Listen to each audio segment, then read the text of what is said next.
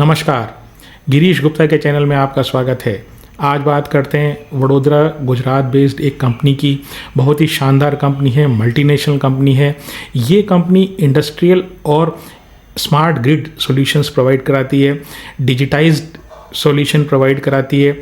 और क्या इसका बिजनेस मॉडल है ये जानेंगे आज के वीडियो में, बहुत ही सरल भाषा में। थोड़ा सा तकनीकी एस्पेक्ट है, हमेशा की तरह इस तरह की इंजीनियरिंग कंपनीज़ में तकनीकी एस्पेक्ट रहता ही है।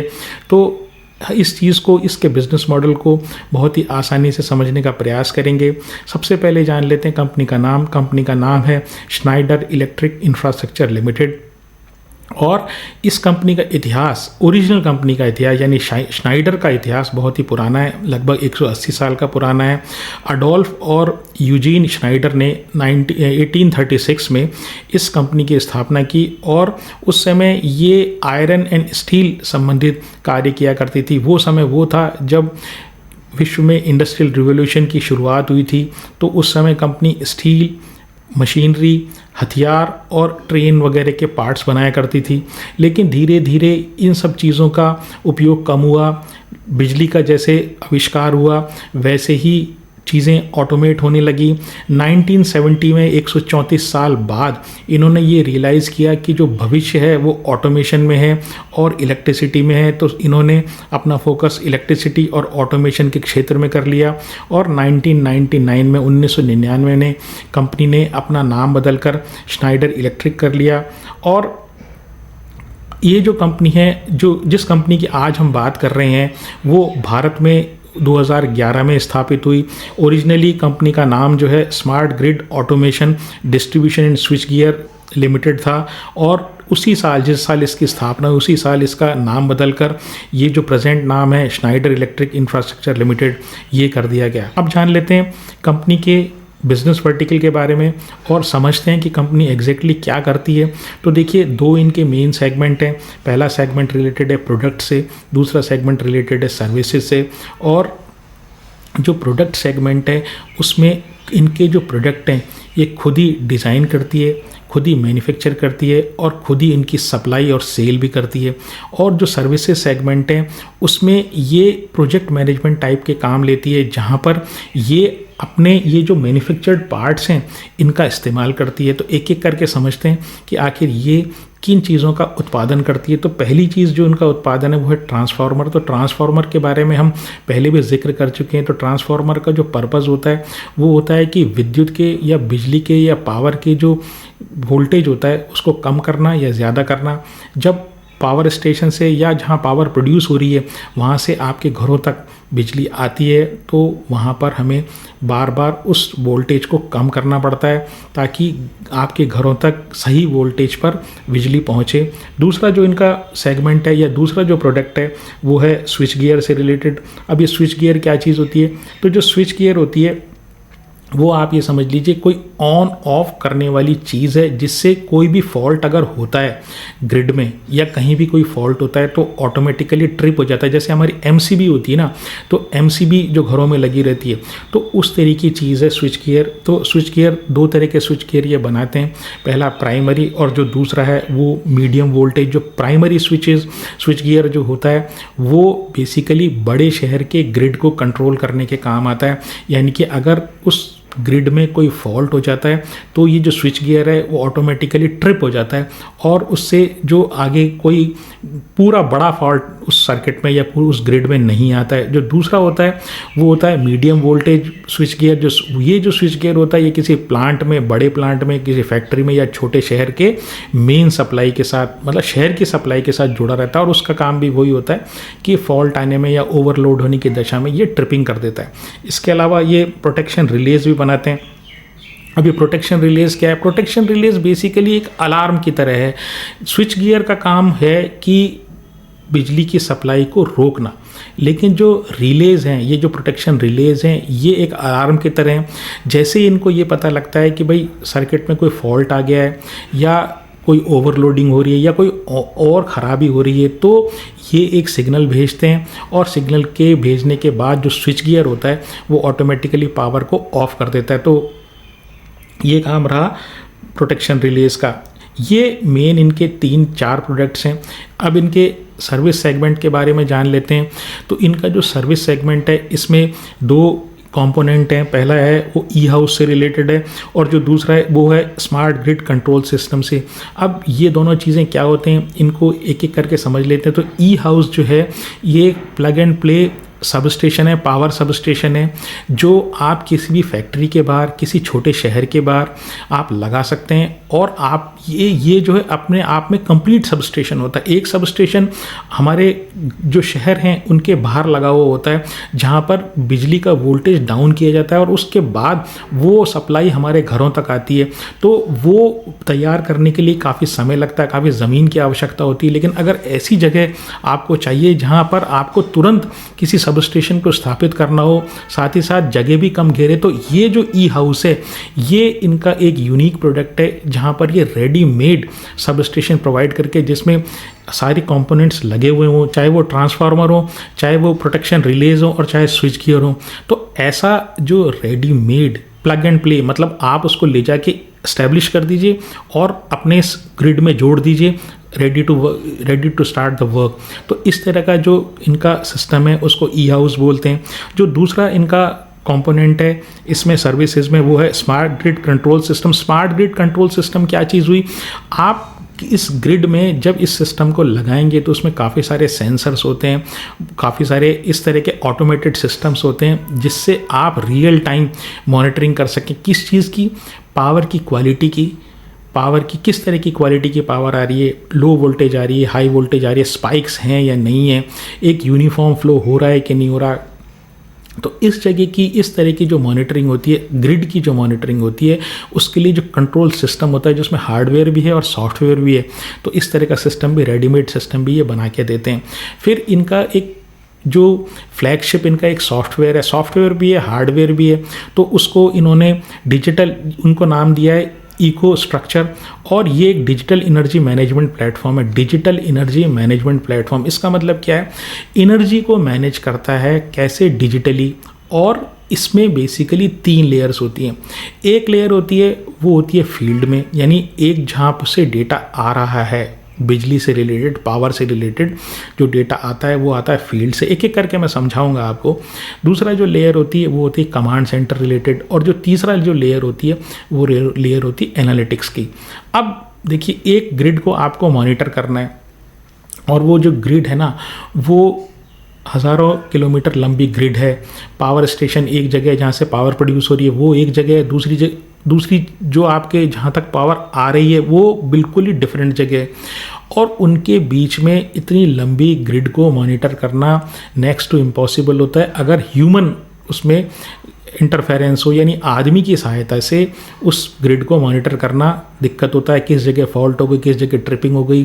तो ये सारी चीज़ों को मैनेज करने के लिए इनका एक डिजिटल एनर्जी मैनेजमेंट प्लेटफॉर्म, जैसे मैंने बताया, वो इन्होंने तैयार किया है। तो इसमें पहला लेवल जो होता है वो फील्ड लेवल होता है, वहाँ पर ये स्विच गियर्स के से डेटा लेते हैं, ऑटोमेटेड डेटा आता है, दूसरा रिलेज से लेते हैं, तीसरा प्रोटेक्शन रिलेज से, तीसरा सेंसर्स होते हैं, तो वहाँ से डेटा आता है। उस डेटा को ये कैप्चर करते हैं। ये कैप्चर करने के बाद वो डेटा जो होता है वो कमांड सेंटर में जाता है, जहाँ पर लोग स्क्रीन पर उसको देख रहे होते हैं कि एक पर्टिकुलर एरिया में क्या चल रहा है, किस तरह की परफॉर्मेंस ग्रिड की चल रही है, वो जो है, और वो करेक्टिव एक्शन लेते हैं। अगर मान लीजिए कोई फॉल्ट हो रहा है, कोई ट्रिपिंग हो रही है, तो वो प्रिवेंटिव मेंटेनेंस में भी मदद करती है कि भाई आखिर ऐसी कंडीशन नहीं आए, कोई फॉल्ट हो रहा है तो पहले से आप उसके बारे में सचेत हो जाते हैं। तो डेटा के थ्रू वो जो कमांड सेंटर है वो लगातार चेक करता है। जो तीसरी लेयर है वो लेयर है एनालिटिक्स की लेयर। तो एनालिटिक्स की लेयर आपको ये बताती है कि भाई कोई भी जो पावर की क्वालिटी है वो किस तरह की भविष्य में मेंटेन कर सकूँ, जो पुराने डेटा से लेके उसको एनालाइज करता है ये डेटा एनालिटिक्स वाला सिस्टम, और उसके बाद उस डेटा की सहायता से कुछ निष्कर्ष निकालता है, और निष्कर्ष निकालने के बाद वो करेक्टिव मेजर्स लेता है, चाहे वो पावर की क्वालिटी से रिलेटेड हो, चाहे वो फॉल्ट से रिलेटेड हो, या कोई प्रिवेंटिव मेंटेनेंस, यानी एडवांस में उस ग्रिड की मेंटेनेंस की अगर आवश्यकता है तो वो भी डिसीजन आप इस एनालिटिक्स वाले सॉफ्टवेयर की जो लेयर है वहाँ से कर सकते हैं। तो ये बात हुई इनकी इको स्ट्रक्चर, जो इनका डिजिटल एनर्जी मैनेजमेंट प्लेटफॉर्म है उसकी। अब ये किन किन इंडस्ट्रीज़ के लिए अपनी सेवाएं देते हैं, तो एक तो आपको क्लियर है ही, वो पावर और ग्रिड से रिलेटेड जो सर्विसेज हैं, जो इंडस्ट्री वहाँ से, फिर माइनिंग एंड मेटल्स में जहाँ पर भी पावर का बहुत ज़्यादा उपयोग होता है। तीसरी इंडस्ट्री है ट्रांसपोर्टेशन से रिलेटेड, इंक्लूडिंग रेलवेज़, क्योंकि जो ट्रेन वाले जितने भी सेगमेंट्स हैं वो आजकल इलेक्ट्रिसिटी वाले सेगमेंट्स हो गए। फिर इंडस्ट्रियल बिल्डिंग्स हुआ या ग्रीन बिल्डिंग्स हुआ, या जो बड़ी जो स्मार्ट बिल्डिंग्स जिनको बोलते हैं, तो वहाँ पर भी ये अपनी, यानी पावर से रिलेटेड, पावर को डिजिटाइज करने से रिलेटेड जितनी भी सर्विसेज हैं तो वो सारी सर्विसेज ये देते हैं। ये इनकी कोर इंडस्ट्रीज़ है जिनमें ये काम करते हैं। अब जिन सेगमेंट्स में ये नए उतर रहे हैं, यानी उन इंडस्ट्रीज़ के लिए भी सॉल्यूशन प्रोवाइड कर रहे हैं, तो उनके बारे में बताता हूँ। तो ई मोबिलिटी वाला, यानी चार्जिंग स्टेशन इंफ्रास्ट्रक्चर लगाने के क्षेत्र में भी ये उतर रहे हैं। फिर इसके अलावा क्लाउड और डेटा सेंटर से रिलेटेड और रिन्यूएबल एनर्जी से रिलेटेड, क्योंकि और आपको इस बात को समझ लेना है कि ये जितनी भी सर्विसेज है, जितनी भी इंडस्ट्रीज़ हैं, इनमें डिफरेंट रिक्वायरमेंट होती है पावर से रिलेटेड। कहीं ज़्यादा पावर की आवश्यकता होती है, कहीं पावर की क्वालिटी जो होती है वो एक्सट्रीम इम्पॉर्टेंट है, और कहीं इस बात के ऊपर जोर होता है कि भाई पावर जो है अनइंटरप्टेड आए, यानी विदाउट फेल पावर आए। दूसरी बात यह है कि पावर की क्वालिटी एक्सट्रीमली बढ़िया हो, बहुत ही अच्छी हो। उसका उदाहरण हम समझेंगे। तो देखिए, ये जो है, जो नए क्षेत्र की मैंने बात बताई, उसमें से 3 नए क्षेत्रों में जो भारत भी उस तरफ जा रहा है और इनका भी फोकस इन इंडस्ट्रीज़ के ऊपर है। तो 3 ऐसे सेगमेंट्स की बात हम करते हैं। तो पहला है सेमीकंडक्टर, दूसरा है क्लाउड कंप्यूटिंग, और जो तीसरा है वो रिलेटेड है BESS से, बैटरी एनर्जी स्टोरेज सिस्टम से रिलेटेड। उदाहरण लेते हैं, एक केस स्टडी लेते हैं, और ये केस स्टडी है एक सेमीकंडक्टर इंडस्ट्री की। और सेमीकंडक्टर इंडस्ट्री की रिक्वायरमेंट जो होती है बड़ी ही स्पेसिफिक रिक्वायरमेंट होती है। पावर की जो क्वालिटी है वो पावर की क्वालिटी बहुत ही अच्छी होनी चाहिए, पहली चीज़। और जो दूसरी चीज़ ये है कि पावर जो अनइंटरप्टेड होनी चाहिए, नहीं तो जो आपकी मैन्युफैक्चरिंग है उसमें प्रॉब्लम आती है, आपका जो प्रोडक्ट है वो प्रॉपर नहीं बनता है। तो राइट क्वालिटी और राइट क्वांटिटी की जो मिक्स है, उस तरह की बिजली है वो किस प्रकार से ग्रिड से सप्लाई हो रही है, क्योंकि पावर तो आ रही है ग्रिड से, ग्रिड में कई प्रॉब्लम्स हो सकती हैं पावर की क्वालिटी में। तो किस तरीके से इनके जो इंस्ट्रूमेंट्स हैं या इनके जो कंपोनेंट्स हैं या इनकी जो डिज़ाइनिंग है किस प्रकार से उसको मदद करती है, इसके बारे में जिक्र करते हैं। तो एक एशिया की बहुत ही बड़ी सेमीकंडक्टर कंपनी से इनको ऑर्डर मिला। उसकी रिक्वायरमेंट इस बात की थी कि अच्छी पावर की क्वालिटी हो और जो पावर की क्वांटिटी वो भी अनइंटरप्टेड रहे, रियल टाइम मॉनिटरिंग हो, और इस तरह का सिस्टम हो कि अगर भविष्य में उस सेमीकंडक्टर यूनिट को अगर एक्सपेंड किया जाए, यानी उसकी जो कैपेसिटी बढ़ाई जाए, तो इनको कोई दिक्कत नहीं है, यानी उस कंपनी को कोई दिक्कत नहीं है पावर से रिलेटेड। तो इन्होंने बहुत ही जल्दी एक यूनिट का फैब्रिकेशन किया और रेडीमेड इन्होंने विद सॉफ्टवेयर, जो अपना इनका जो खुद का इको स्ट्रक्चर करके सॉफ्टवेयर है उसके साथ इंटीग्रेट करके बहुत ही कम समय में बहुत ही कम जगह घेरने वाला एक इस तरीके का सेल्फ कंटेंड जो एक इलेक्ट्रिसिटी यूनिट तैयार उस कंपनी को करके दी, जिससे उसकी रियल टाइम मॉनिटरिंग पावर की और साथ ही साथ क्वांटिटी ऑफ पावर वो भी प्रॉपरली मॉनिटर हो सके। दूसरी चीज़ ये, अगर जब भी आवश्यकता पड़े तब इस पावर के जो इंफ्रास्ट्रक्चर है उसको समय के साथ इम्प्रूव भी किया जा सके। तो ये इस तरह के सॉल्यूशन ये Snyder electric infrastructure limited provide करती है। 4 इनकी मैन्युफैक्चरिंग फैसिलिटी है, 2 वडोदरा में, 1 कोलकाता में, 1 चेन्नई में। कंपनी की स्ट्रेंथ की बात करूं तो बहुत ही स्ट्रॉन्ग प्रमोटर है, अपने क्षेत्र में लीडर हैं, वर्ल्ड की कुछ ही कंपनीज़ में से एक है जिनकी इस तरह की एक्सपर्टाइज है इलेक्ट्रिसिटी में। दूसरा ये है कि गवर्नमेंट का फोकस जिन एरियाज़ में है, चाहे वो ग्रिड स्ट्रेंथनिंग में हो, यानी पुराने ग्रिड को रिन्यू करना, या नए क्षेत्रों में ग्रिड लगाना, या रिन्यूएबल एरियाज़, या ईवी चार्जिंग, या डेटा सेंटर से रिलेटेड, या सेमीकंडक्टर से रिलेटेड, ये सारी इंडस्ट्रीज़ में इनका प्रेजेंस है। इनकी वीकनेस की बात करूँ तो देखिए, ये प्रोडक्ट और सर्विसेज अलग अलग नहीं बेचते हैं।